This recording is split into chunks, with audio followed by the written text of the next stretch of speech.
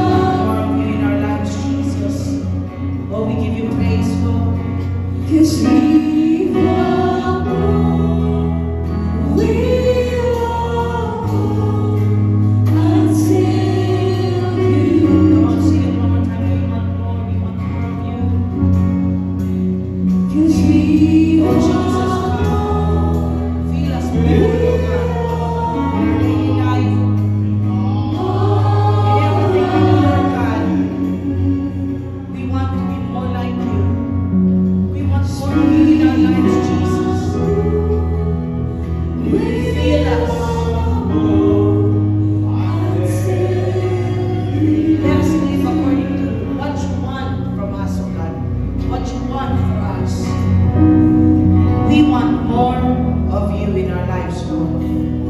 We want more of you and less of us. As Apostle Paul said, let Jesus, let Him increase. And also God, us will decrease. Ang among purpose, ang among kaugalingon nga kagustuhan, ang among kaugalingon nga kabubuton, let it decrease. And you must increase in our lives, Lord. We want more of you. We give you praise. We give you glory and honor. In Jesus' mighty name. Amen and amen. Hallelujah. Hallelujah. You may be seated. Praise. Paki-adjust na lang yung medyo lagi na po. Hallelujah. May gabi istanan. Kinsay malipayon karon nga semana. Kinsay na yung mga panginahanglan.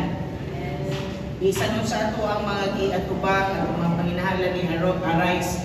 Within sa tibok nato nga semana, we must always remember na ang Dios na atong gialagaran kanunay available para kanato. Kanunay siya available mamati sa mga pag-ampo. Kanunay siya available mutabang kanato yung pangpuno sa Ginoo in your weaknesses.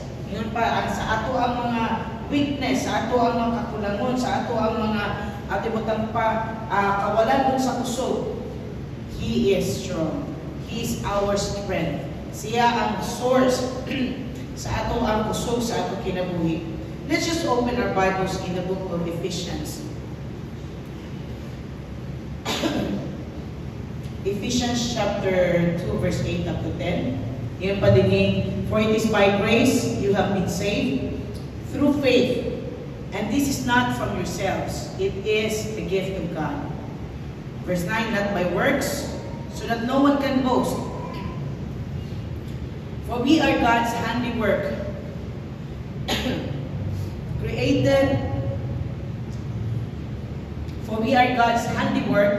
created in Christ Jesus to do good works, which God prepared in advance for us to do. So sa versikulo, sa word nga itong nabasa din, nahimo kitang niluwas sa Diyos. Kasi mga niluwas sa Diyos. We are saved through the grace of the Lord. Naluwas kita, di unta angayan na mahimong maluwas, dili unta angayan na kaluyan sa Ginoo, dili unta angayan na pakitaan sa iyang gugma. But He was compassionate enough that He came and gave up Himself on the cross in order na ang mga tao nga moduol gusto mahimong anak sa Dios, makabaton og access nga sa Amahan pinaagi kaniya. Without the grace of God, without the compassion, without the sacrifice of Jesus on the cross, there's no way nga ikaw ako mahimong anak sa Ginoo. Wala ang pag-ani ni Jesus Christ diri sa kalibutan, wala ang iyang suffering sa cross. Because if Jesus just came here just to heal the sick, just to provide the needs of the people, just to perform miracles sa kasal sa Cana, and then right away He went back ngadto sa kalangitan without going through the process of dying on the cross, there's no way nga mahimo kitang anak sa Ginoo. Kaya naman, wala pa na kompleto ang iyang mission. You always hear us say this, that when Jesus Christ came here on earth, He knew unsa ang iyang purpose. He knew unsa ang iyang mission. He came to introduce the heart of the Father for all men. He came to introduce the heart of God, the compassion of the Father para sa tanan. And He did not just came here to show or to let the people know through the work, through His words, through His teaching, but He demonstrated. So, si Jesus, He is purpose-oriented. You say with me, purpose-oriented. So, He is purpose-oriented. He knew sa iyang timeline. He went through the process of being, He was given birth na sa Bethlehem. And then after that, wala lang to dito nag-maintain ang story.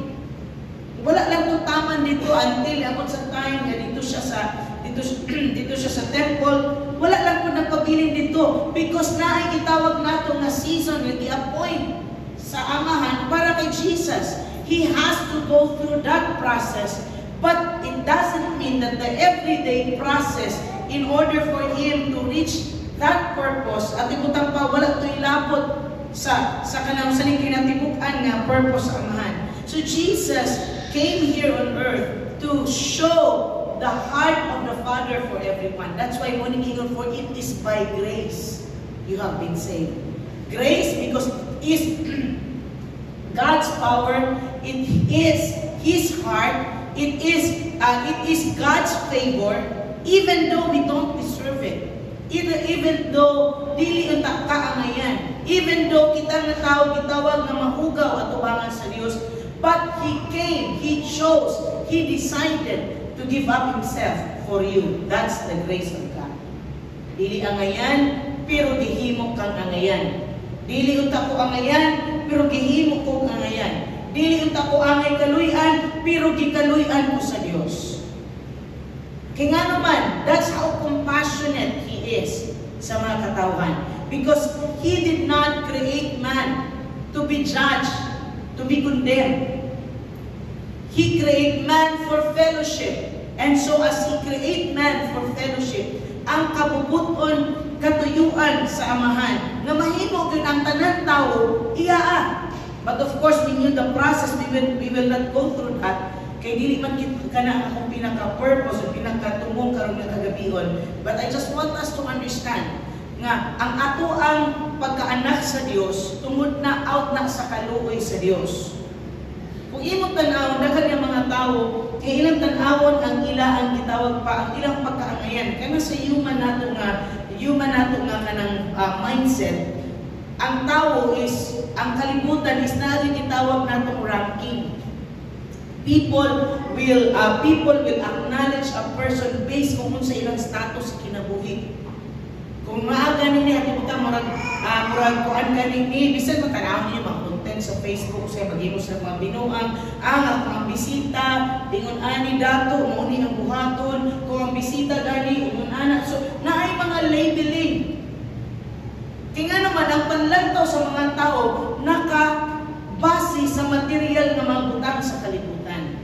So here comes ang puno sa Ginoo nag-reveal nga gikaluy-an ta sa Dios.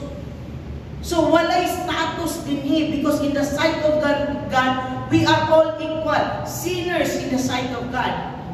Whether osani ka ng tubig-tubigan or ato butang paway mahimo, sinners atubangan sa Ginoo. So mo na nagikaluyan sa Dios ang mga tao through kay Jesus, not by works so that no one can boast. Nahimo kitang niluwas, nahimo kitang naluwas, nahimo kitang naanak sa Dios, dili tungod kay grabe nimong pagpaningkamot.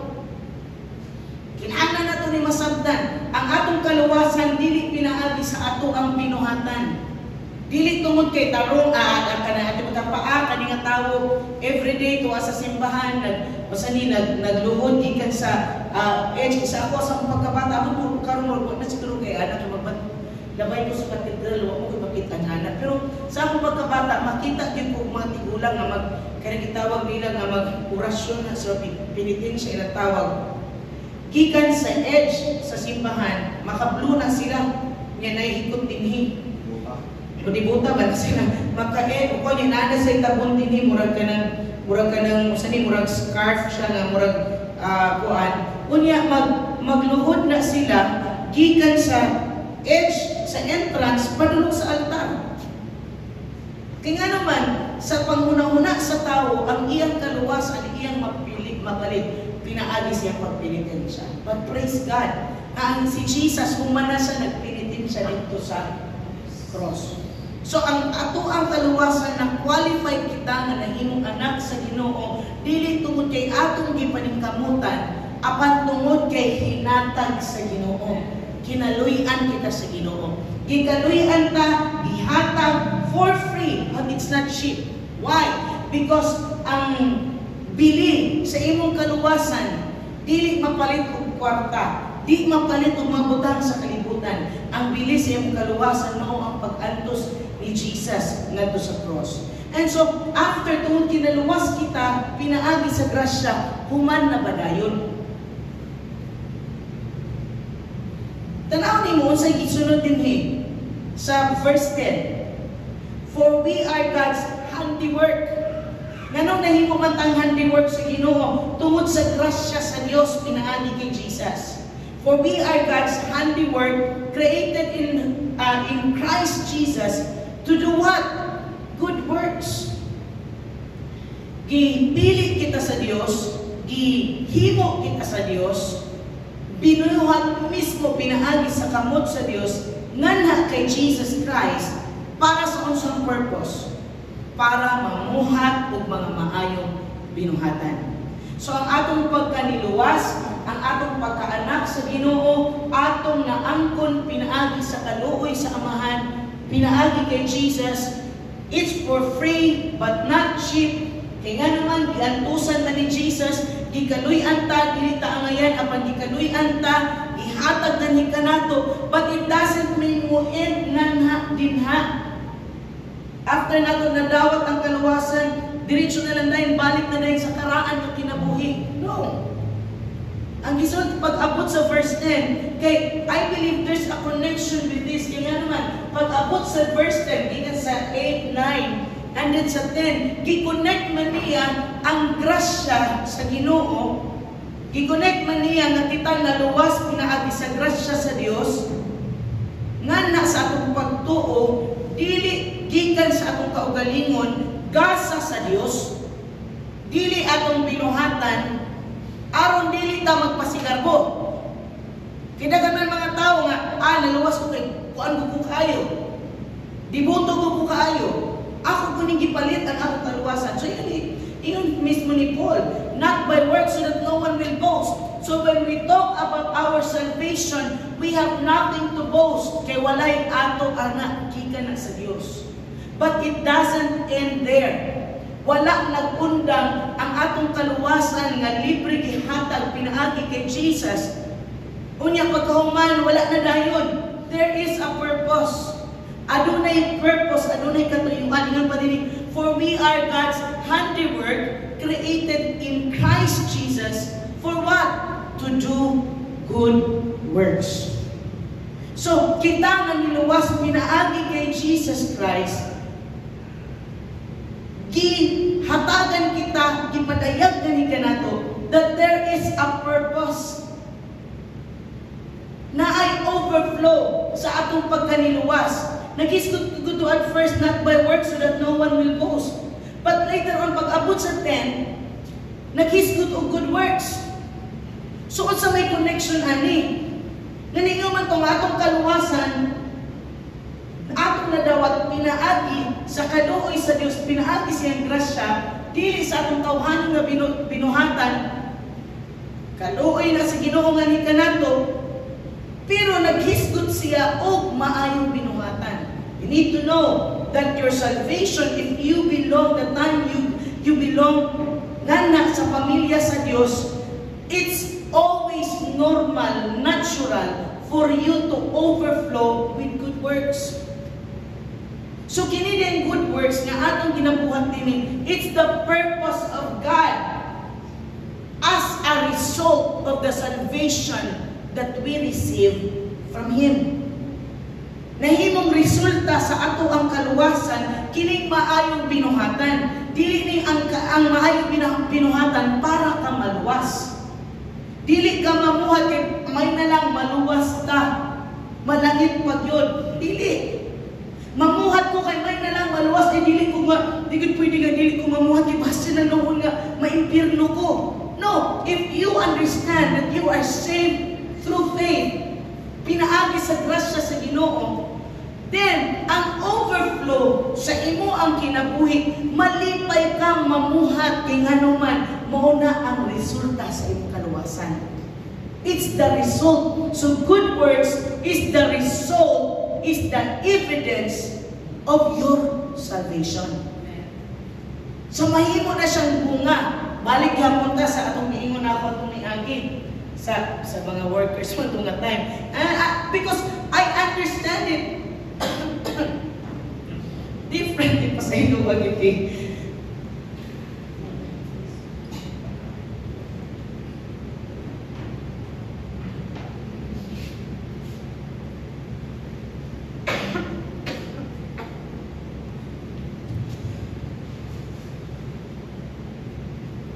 So, I understand it differently in my earlier stage. But right now, as I grow older in the Lord, or I get matured, and praise God, nga sa inyo ang time, nakasabot mo na, ati ko pa, naa mo sa set-up sa church, nga pasabton mo sa pulong sa Ginoo, o naa sa inyong desisyon sa inyong pag-respond. Kaysa ako ang pagkalubas igsuon, hinadlukay yun. Hadlokon yun ka. Kaya kung dili ka mahadlok, wala nga, mahadlok yun kung dili ko mamuhat, di ba si ma-impirno ko? I experienced that in my younger age, na ako'y insecurities sa gugma sa Diyos. Kaya nagtuo ko, na ang akong kaluwasan, nakabase sa akong pagpamuhat sa Diyos. Then, when I started to understand, ang ako ay maayong binuhatan, resulta din na kagiluwas ko sa Ginoo. Know this, naman ko'y uban na, kuha naman din ko, luwas naman din ko, pwede na kumubalik sa ako ang karaang kinabuhi, kiluwas naman ko. Remember this, Pastor also shared this, wala ta giluwas sa Ginoo, wala ta giluwas ni Jesus, in order for us to go back to our old life. Kung sa itong old life, kinabuhi nga pagpakasala, kinabuhi nga nagbuhat sa kabubuton sa yawa. No! God saved us from that place. In order for us, He translated us into the kingdom of light in order for us also to overflow sa image sa Diyos sa itong kinabuhi. So who is feeling you? Kinsay nagpuno nimo? Kung ikaw anak sa Diyos, asa man taliwat? Kung kita anak sa Diyos, asa man taliwat? Sa Diyos. Pastora na ako magkukuy makapagyasan ka balaka. Kaya Ginoo patient enough with you. But you need to know, lahit ng ingon na nisipyat ka, lahit ng imong gikinabuhi. Ang kinabuhi sa kangit-ngit. Dili ta perfect. But when the time we have the revelation about Jesus, igsuon na ay grace ang Ginoo para kanato aron makalakaw kita nga sa kabubuton sa Ginoo. And so yun pa din, for we are God's handiwork created in Christ Jesus to do good works which God prepared in advance for us to do. So the time na naluwas ka, kasi mga niluwas sa Diyos, naanay good work iandam sa Diyos para kanimo nga imong himuon na maghatag og himaya sa iyang pangalan. So unsa nang good works? Good works, anything that includes, that is inside the perfect will of God, His plans, His purpose. Nagdagan ka sa kabubuton sa Diyos. Nagdagan ka sa plano sa Diyos. Nagdagan ka sa iya ang pananawon. Ang pananawon, isa sa pananawon sa Ginoo, ingon pang pulong sa Ginoo. He wants all men to be saved. That's the vision of God. He wants all men to be saved. So agin nga mga niluwas, nagdagan kita sa plano sa Dios na pinaagi sa atong kinabuhi, mahimong mo resulta usab kini ug kaluwasan sa daghan nga mga katawhan. So mga ang kabubuton, mga anything, what is good works? Anything that we do that is inside the will of God. Unsa man iyang pananawon? Unsa man iyang gusto? Pinaagi niya kung siyang purpose sa church. The church is His embassy. Iyang embassy dinhi sa kalibutan. Who will show the world? Who will show the sinner world what is in the heart of God? The church. We represent Him diri sa kalibutan. We represent present Jesus to the world by running God's purpose in kaning the time na nahimo kitang naluwas, naa na ang kabubuton sa Dios naka-emblem ba na? Emblem. Nakatatak na kana sa imong kinabuhi, na kana nga purpose gibutang sa Ginoo nga imong buhaton para sa iyang kabubuton. Ngayon pa sa Ecclesiastes chapter 3 verse 1, there is a time for everything and a season for every activity under the heavens. Adunay time para sa tanan, naay panahon para sa tanan. While we are still here on earth as children of the Lord, it's our season to shine. May pastora ka na may season siguro na magkuan sa ko, kanang mag-ano sa ko, palayo sa ko sa Ginoo. Wala na labot sa season sa Ginoo mo. Wala na labot sa season sa Ginoo. Ang iyang season, ang iyang kabubuton, ingon pa dito, that they will bear fruit even in old age. That's the will of God. So, but there's a time for everything. There's a time that God has ordained, the time that you have been, nahimo kang anak sa Ginoo, gihatagan ka sa Ginoo, panahon. While we are still here on earth, I like that saying, nakadungog na mo many times naman nagkisulti, with one life will soon be passed. Only what is done for Christ will last. Kinay atong kinabuhi sa kalibutan, mulabay lang ni. Ug samtang naa ta diri sa kalibutan, atong buhaton ang kabubuton sa Ginoo sa atong kinabuhi. Atong buhaton ang iyang plano sa atong kinabuhi. Because after all the juggles, after all the works here sa kalibutan, what will remain in the sight of God is what you have done for Him. I've heard somebody nag-ingon nga gituyo sa Ginoo, nga gipalayo siya nga sa mga tao nga nagmatter sa iya, mapasigol ingon sa apilya sa simbahan nga iya ang asa siya gibutang supposedly, kinagpalayo man siya sa Ginoo kay para mahimo siyang uswag. Mabuhat niyang purpose sa Ginoo. There is no purpose outside the plan of God. Because some people thought that being rich, that's the only purpose in life. Sabtan ninyo, to have accomplishment, earthly accomplishment, to buy cars, to buy properties, to purchase, to go around the world. I would love to be doing that. Wa ko gaingon nga dili ko gusto ana, I still desire, I still dream to be somewhere. Okay, kung kabalik sa akong yutang na tauhan, isa ko gusto kong balik ko doon. Kaya ko kakita, anang asa ko na tao. Ang hinumduman ako sa una pa ng panahon, 4 years old ko na glimpse, asa ko gikan na tao, asa ko na tao. But I never been there to that place. Going around the world is not sin. But if it is the thing that you seek more than doing the purpose of God, then you are out of the will of God. Nahimo kang nalayo sa kabubuton sa Ginoo.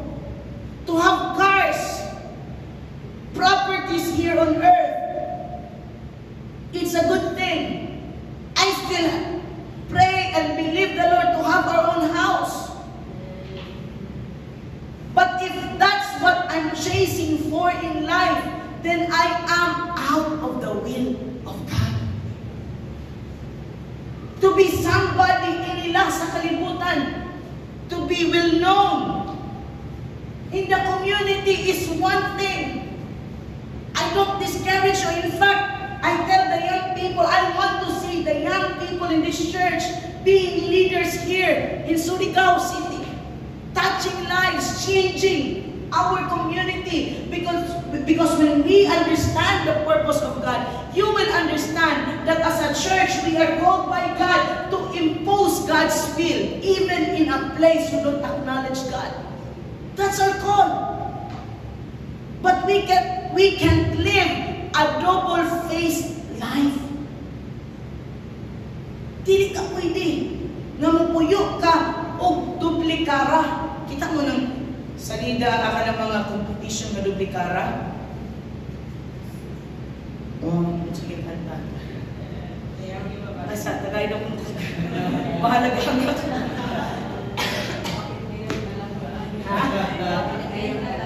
Bakit ngayon ka lang dumating sa... Bakit ganyan naman? Hindi na, matay mga anak. Duplikara.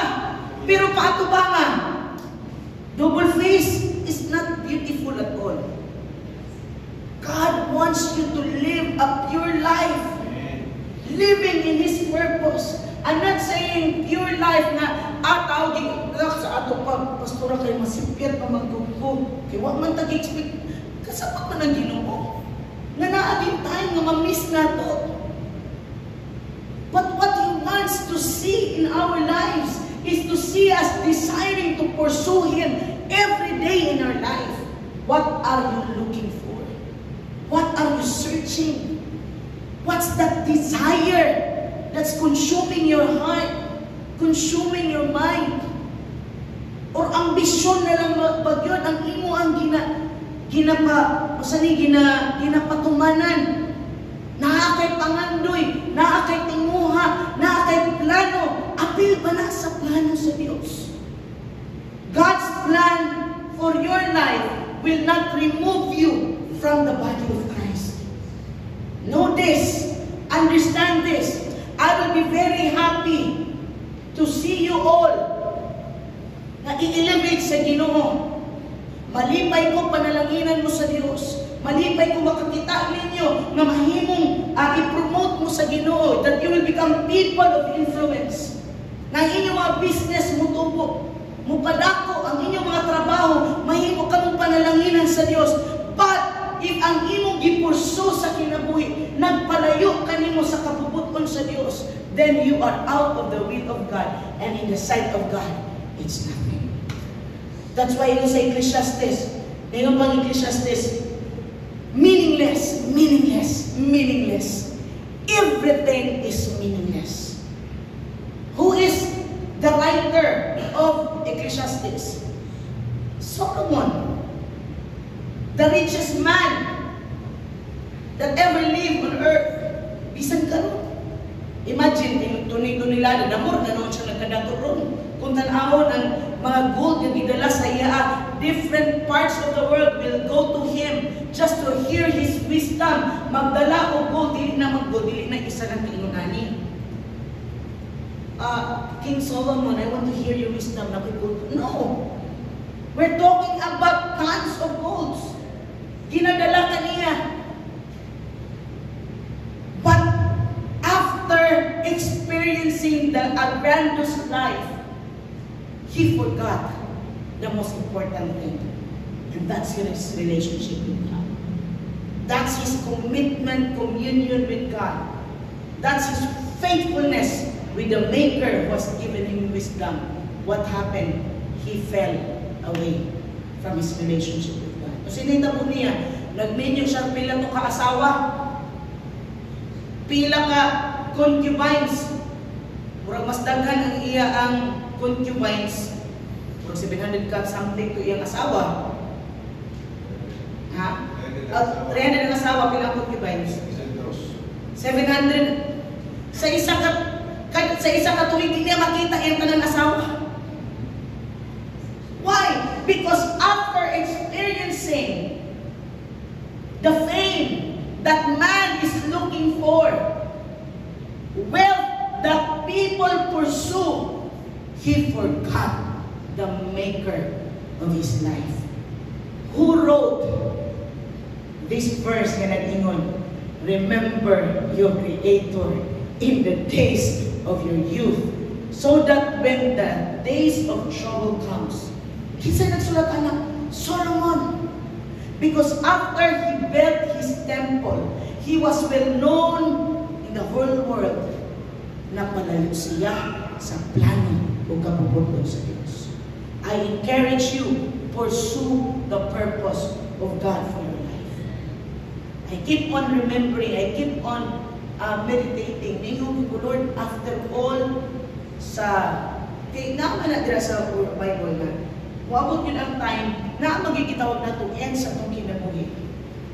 What will remain? is what we did for Jesus. Malimtan man sa mga tao ang usa ka tawo or ang imong kinabuhi. Naimusaad nimo. Malimtan niya. Pero ang Ginoo di makalimot sa imong iyang saad. Dili man makita sa tao ang imong gihimo, pero kung ang imo ang gihimo para sa Dios, dili gid makalimtan sa Ginoo. I encourage you, pursue God's purpose in your life. Find joy in fulfilling God's plan. For it is He who has given you the opportunity to take part in His kingdom business. You are blessed. We are blessed. Kaya tawagan ta sa Ginoo opportunity to take part sa iyang plano. Samtang naa patay kusog, atong ihatag nga kaniya wholeheartedly ang atong pagserbisyo. Samtang naa patay kusog, atong ihatag nga kaniya ang affection sa pagpangalagan. Matthew 13 verse 44. Last verse.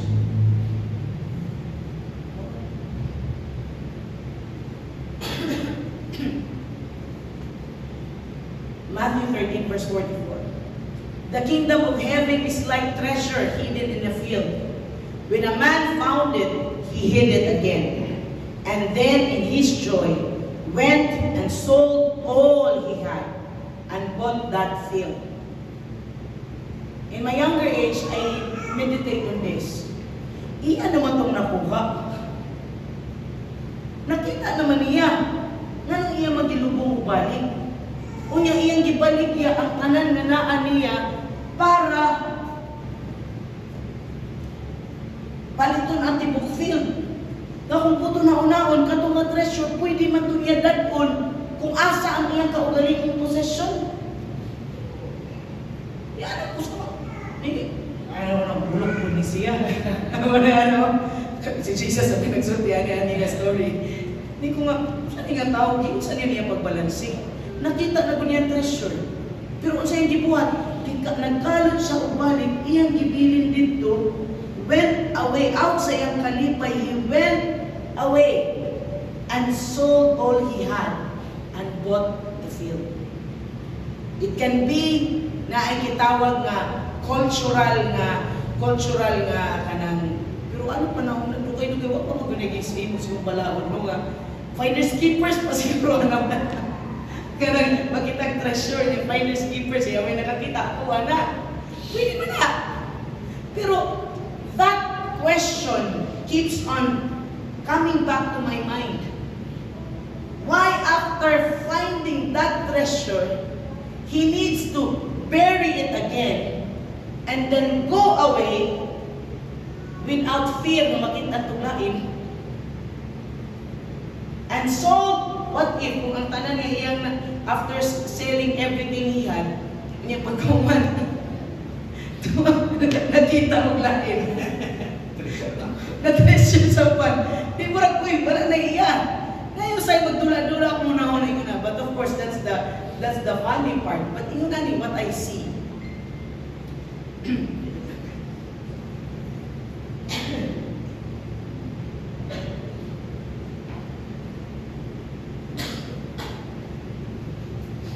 But what I see here, and I understand, I start to ask the Lord why He needs to go away and sell everything He has just to purchase that treasure.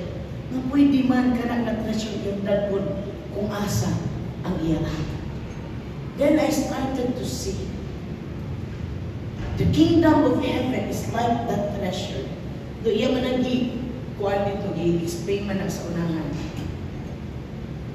You can incorporate God's kingdom business, God's purpose with your own agenda.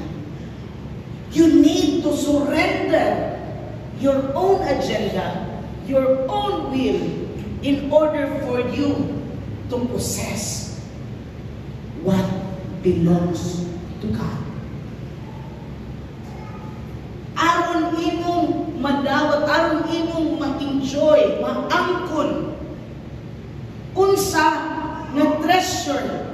nakalubong dito, kinahanglan nato i-give up kung sa inaan nato. Di ba mo man ang mensahe, anak? Muna makita niyo, he gave up everything that he had just to buy, to purchase atong property, that field. Then in our personal life, we need to surrender everything.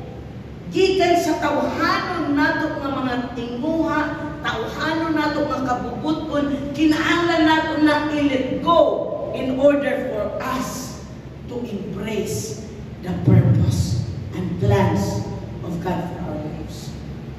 Usultihan ta ka, kung imong pilion ang kabubuton sa Dios, you will let go of your self-will. You will let go of your own plans. You will let go of your own agenda and embrace God's plan, God's purpose for your life. Dili ka tablahon sa Dios. Because He knows what's best for you. Nahibalo siya, unsay maayo nimo. Let go of your personal agenda and embrace God's purpose and plan for your life. Like this man, after sa iyang pagkakita, pag-discover atong nga treasure, he knew that what I have cannot contain this treasure. Is not compatible with this treasure. My lifestyle, my possession is not compatible with this treasure. So I need to settle my personal life. I need to let go of what is not fitting for that treasure in order for me to walk, manage that treasure that God has entrusted me. Kinahanglan na mga kaigsuunan, mahibalo kita mo submitar sa atong tawhanon ng mga, usay kani mo ang atong mga tawhanon ng mga balansi, magdala na ito isang asa. Bisan unsa nga imagination, kini atong kabubuton, gusto lang yun ni nga, tagbawon atong kaugalingon, tagbawon ang atong gusto, kinahanglan nato ni sabtan, masabtan. Kinahanglan nato isubmitar, isurrender sa Dios ang tanan ngani ka nato kanang moingon na ka, Lord, in my life, your will be done. Because you can never walk in God's plan. Sa akong gingon pa nga duplikara. I happen to hear somebody, that person, grabe niya kamaayo, manulti. Grabe ka nindot, manulti. Maghisgot og Biblia, nindot kay pamatingon sa manulti. But I know that person wala na nangalagad sa Ginoo. Grabe ka nindot, grabe ka flowery mo sulti. Ako ikaw mamati, makumpinsi ka, hindi ka kabalo mo discern. May nagidot ka. But man will judge to what naked eye can see. God looks at the heart. Kung na may mga tao malipay makakita sa inyong atanan, na mahimo mong galamiton sa Diyos, mabungahon mo, muuswag mo, magpanananginan mo, magbalipayon mo, magbuhat sa kabubuton sa Ginoo, way lang. Malipay ni Pastor, makakita ninyo. Mamuhat, mahimong mabungahon sa inyong magpangalagan sa Diyos. Pursue God's purpose in your life. Amen? Let's pray. Father God in heaven, I thank you, God, for tonight. Thank you, Lord, that you called us to do good works, to fulfill your purpose, to fulfill your plans in our lives. I pray, God, that every heart, every one of us, Lord, makabaton sa pangandoy Ginoo, nga mutuman ang yun sa inyong kabubuton. Lord, let us discover daily your plans, your purpose. Let us discover daily what is in your heart for us, your direction. Thank you, God, na ikaw, Ginoo Diyos, kanunay Ginoo, magapamuhat, nagapamuhat sa aming kinabuhi, aron kami mahimo kami, Ginoo Diyos, na mabungahon. Maghatag o kalipay, kahimayaan sa iyong pangalan. In Jesus' name, amen and amen. Hallelujah. Salamat sa Diyos. Ginoo dili kusog nato mabubiyas pag-alagad aron matuman ang iyang purpose sa atong kinabuhi. Imposible man kaya na subuon tag mamaya tas pag-alagad tapos matuman ang iyang purpose nato. Ang purpose nato nakasentro sa yuta dinhi sa simbahan o sa iyang kabubuton niya sa atong kinabuhi kadto sa mga tao. Hallelujah, salamat sa Ginoo. So ato kita sa atong prayer points karon ang gihangi ang atong naa sa media pwede atong ibutan nato sa diri basa nato. Pasensya lamang kita sa atong mga letra na medyo cute para mga munggos pero para mabasa pa kasi ko diyan. So atong iampo ang let's pray for the nation of Israel. We know what happened with that nation and kung saan ang mga challenges they face at this moment. Iampo nato ang protection sa Ginoo. Ang panalangin sa Ginoo kanila. So ikaduha, let's pray for our government. Pilipinas atong iampo sa Ginoo. We are Filipinos and we are under the territory sa Pilipinas. O is our responsibility also to pray for our country, our nation. Ekonomiya, military, mga atong iampo ang mga political sa atong Pilipinas na dunay kalinaw Ginoo intervene. Number 3 is also pray for our government leaders. Of course, mga political leaders sila sa presidente, kanto sa kapitan. Kung may nungduman pa rin, mapil ba ang puro presidente? Ito pa nangyampo. So, ikandiha at nangyampo sa Ginoo. Ang Ginoo, maganda kanila kaalam. God will give them wisdom and also insights and compassion to lead the people of our community para sa matuman ang plano sa Ginoo. Let us also pray for the ministers of the gospel. When I say ministers of the gospel, it's about the fivefold ministers, the teachers, the Bible teachers, the pastor, the evangelist, the prophet, and apostle. Hindi man lang siya ka-office ministers na siya yun. So fivefold ministers na siya, we will pray for them na protection sa Ginoo, activities and ministry. Number 5, let us also pray for the revival and salvation of people around the world. Ang naitag kong harvest sa mga kalan. Kami ito sa Ginoo, ang mga evangelist. Magawali sa puno sa Ginoo, kami ito kita. Magawali kita sa puno sa Diyos na doon ay kinabuhi. O mga tao malugang sila niya sa tawa sa Panginoon Kristo sa church. Verse 6, let's pray for the church.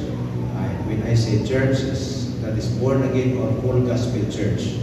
Mga simbahan na nagawali ka Kristo, mawalay sakol.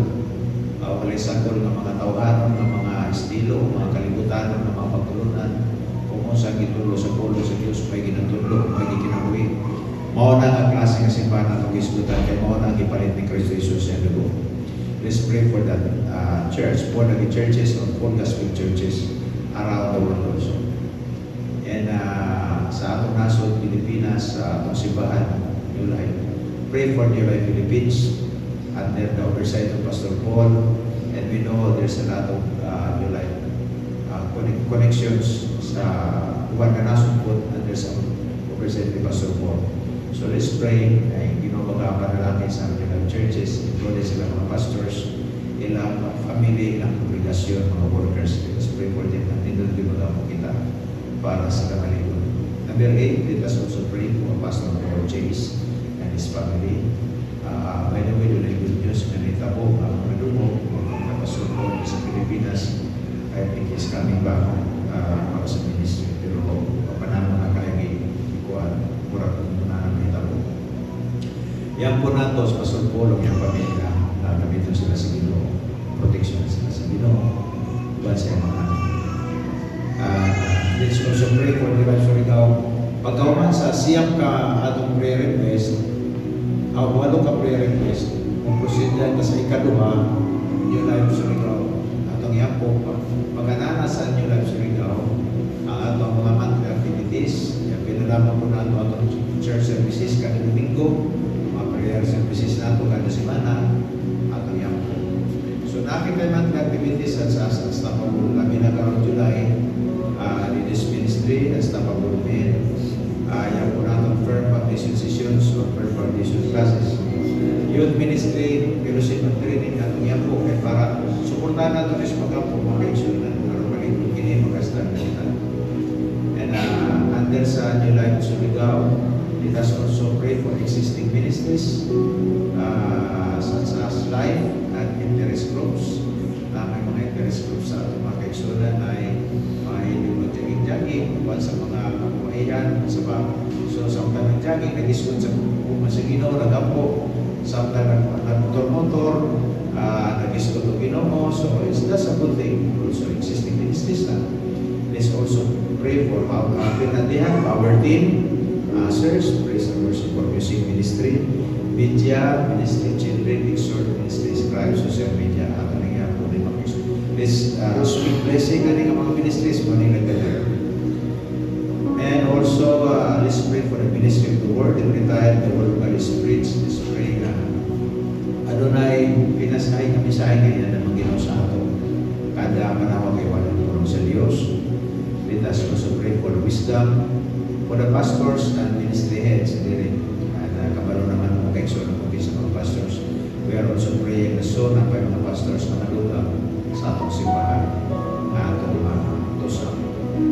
Let us also pray for spiritual strength for all members of the Board of Trustees. We have 7 Board of Trustees. There is atong simbahan, ako si Pastora, Brother Ayan, Pastor Lenz, Sister Rose Barcos, Sister Berna, Sister Binti. So, mga sila members of the Board of Trustees. O ng governing bodies ng organization simbahan. Let's pray for them. Pinagpagalingan kanila. Let's pray also for the increase of the church finances. Yang nato na panalangin na sa ginumang kaigsunan. Moso ang ilang business, trabaho nila, paningkamot, panalangin sa Diyos. Doon ay favor ang ginumang kanila. Apil na sa atong pangalapo. And let us also pray for our outreaches. Doon na kita outreach sa Mati, area, Daborentan, and so to be na kita ay ginahinayan karoon ginaapong outreach nila kapit ni Julimar silang grupo. So let's pray ato. Suporta sa mga po kay kini doon ay protection ng Ginoo din ng mga atong ampo magbalang puso ng purato nila na dapat na. Let's also pray for God's people for the city of Surigao. Bless natong protection sa itong syudad. Muso ang ekonomiya, ang protection ng Diyos.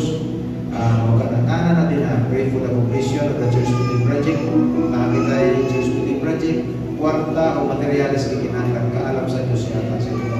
O ang atong mga aircons yan, kung nato na in-wall sound system, sila sa mga bato. Last but not least, number 10, pray for each other and pray for yourself. Kung na paghiling, na ginagaling ipag-ubo, huwag tayo ng mga ubo, mag-ubo kayo ng ubo, paligyan nilang mga baga, hallelujah. So, dito nilang ginawa, dito nilang katulog nila sa ginabo. Hallelujah. So, healing and good health, provision, protection. So, let's pray all together, brothers and sisters. Hindi lang natin na patungkol. Come on, 1, 2, 3, let's pray. Hallelujah. Father, thank you, Father God, for your blessing to us. You have given us, Lord God, authority, Father God, to declare anything, Lord God, for your presence. I pray, Father God, for the nation of Israel. I pray, Father God, for your protection today, Lord God, give wisdom, Lord God, to the political leaders, especially, Father God, to Benjamin Netanyahu, who is the Prime Minister of Israel. And I pray, Father, for your protection to the military, the army, Father, the police, Lord God, the economy, Lord God, their land, protect their land, in Jesus' name, from all illegal intruders, in Jesus' name. Thank you, Father God. Lord God, kaya lang makaaway kayo, nalilapos kayo, maunay sila pagulin ng mga wipon in Jesus' name. I pray for your blessing and protection for the nation of Israel. I pray, Lord God, for a peace in Jerusalem, in Jesus' name. Thank you also, Father God, and blessing silang mga kinabuhi. Luwas sa mga katawan sa Israel. Lord God, let the people of Israel, Father God, Lord, open their hearts, Father God, let them receive Jesus as their Lord and Savior, Father. Lord God, grab po sa ministry nila dati, sa pagwalis, mga kalita, kay Lord God, Kristo, at matuluwas. Para na Jesus sa Nazareno. I also pray, Father God, for our government. I pray, Father God, for the Philippines. Protect, Lord God, our nation, protect this country. Protect, Lord God, our land and sea and air, Father God, our territories, Father God, and I declare and declare, Father God, you protect, Lord God, our land, our sea, Lord God, and our air, Father God, territories, from any illegal intruders in Jesus' name. Para mga kautan, makasunod sa nasod, sa mga Jesus. Protect this land, protect the people, protect, Father God, hallelujah. Bless our land, Father, bless our sea, bless our air, Father God, in Jesus' name. Bless, Lord God, our military, Lord God, our police, bless, Father God, those who are in the government, Lord, I pray for our government leaders. political leaders. I pray, Lord God, that you will bless, Lord God, our President, Vice President, Lord God, Senators, Congressmen, Lord God, mga mayors, governors, mga mayors, Lord God, ang mga board members, mga councilors, Lord God, barangay captain, Lord God, barangay councilors, even mga president. I pray, Lord God, that you will bless, Lord God, our political leaders in this land. In Jesus' name, bless, Lord God, our government leaders. Salamat kayo sa iyong protection, kanila, Lord God, for peace. I pray, Father God, for your wisdom and compassion to be abundant. Ang compassion, Father God, to poor, compassion, let them be passionate, Father God, in serving others. Let them be passionate, Father God, in serving our communities. Let them be wise, Father God, na kaalam ni Kristo, kamayo mo nila ang responsibility according to your plans and your purpose in Jesus' name. I also pray, Father God, for the ministers of the gospel, the faithful ministers. I pray, Father God, that you bless, Father God, Lord, those who are in the office, Father God, those who are acting upon the office, Lord, of apostleship, Father God, and Lord God, the prophets, the evangelists, Father God, the pastors, and the ministers, Father God, the Bible preachers. I pray that you will bless, Lord, as fivefold ministers. I pray, Father God, that you will anoint them, make them effective, Lord God, in the office where you call them, Lord. In Jesus' name, make their ministers, Lord, successful and fruitful, Father God. Pagpapungaw, protektahan, kinawang kinatoy, protect their families, protect their lives, protect their purpose, protect their plan. Your plans are mandate in Jesus' name. Ang imong katuyuan silang kinatoy, Diyos, may matuman. Imong plano silang kinatoy, matuman. Protect, Lord God, yung imong mga lakad, Diyos, na malagwan sa yawa. Pusok kanila sa ngalan ni Jesus. Ang Diyos silang kinaboy may matuman in Jesus' name. Wala pa kasayawa ang pusok silang kinaboy. From this time on, I declare and decree that the Bible ministers, the ministers of the gospel, hallelujah, they will have their protection in your covering in Jesus' name. Salamat sa guidance sa pagkalang kanila. I also pray, Father, for the revival at sa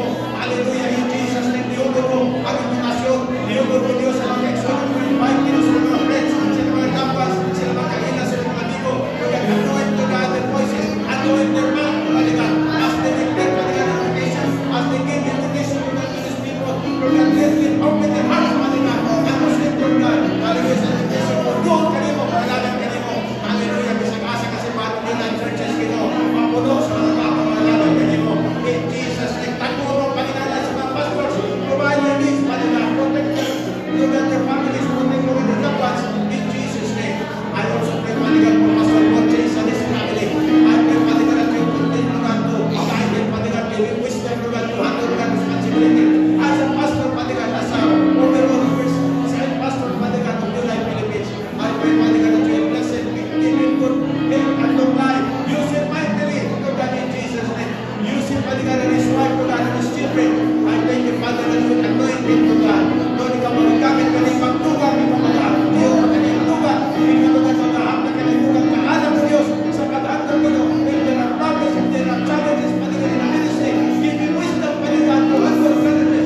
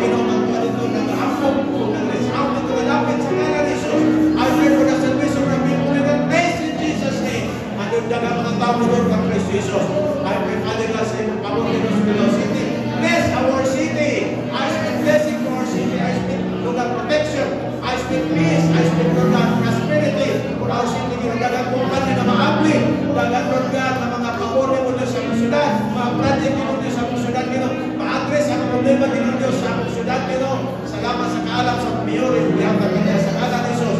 I also pray Father God sa completion Ginoo Dios sa building project namo Ginoo sa syudad. Salamat sa akong provision. Kwarta materiales ako gitawag karon dali na in Jesus name. Dili man tugay-tugay kay ikaw dito para sa pagkumpleto sa trabaho sa balay sa Dios. In the name of Jesus, I call on finances, I call on material provision in Jesus name to come speedily in Jesus mighty name. Salamat Ginoo Dios. Salamat Lord God. Including Ginoo Dios sa mga aircons. Salamat Ginoo sa mga sa network, Ginoo yung panalaginan, ang digital Ginoo Dios na mixer, sound system na nice, nindot na mga sound system, mga nindot Lord God na mga high class na mga sound system, musical instrument. Salamat Ginoo kapag-provide. Ikaw ang Diyos na provider sa tanan mo panganakan. Hallelujah.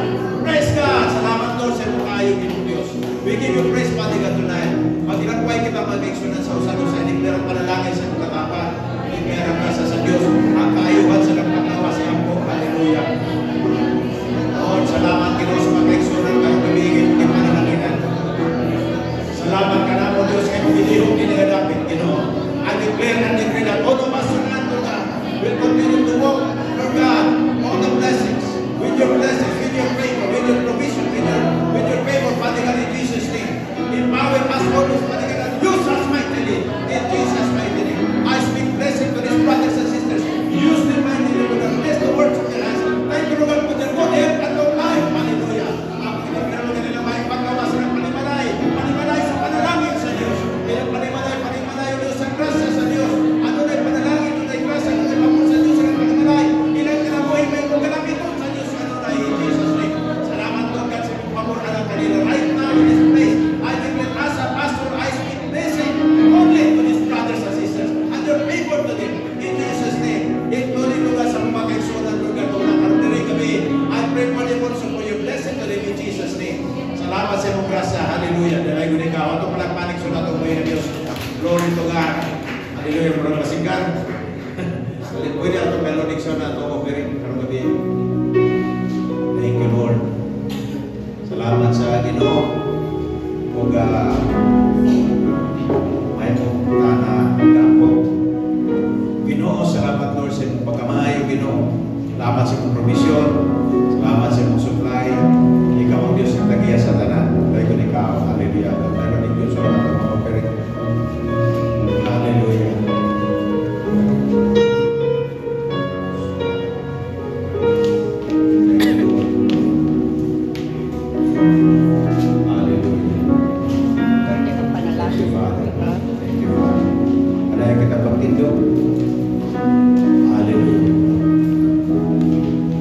Father God, salamat Lord sa imong kaayo mga pakita para sa akong prayer. Salamat Lord sa imong panalangin, tubag sa mga pag-ampo. Salamat kay ikaw ang Diyos na nag-honor sa akong pag-ampo. And you have empowered our mouth to declare blessing, Lord God.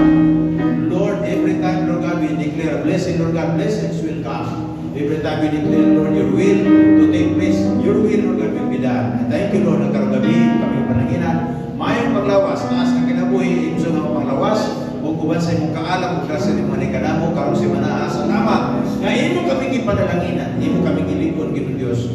Pananginan mo kami sa pagpangulis ng panimalayo, Dios. Salamat sa imong grasya, sa ngalan ni Jesus. Amen. Amen. Hallelujah. Dios, pagpapalangin.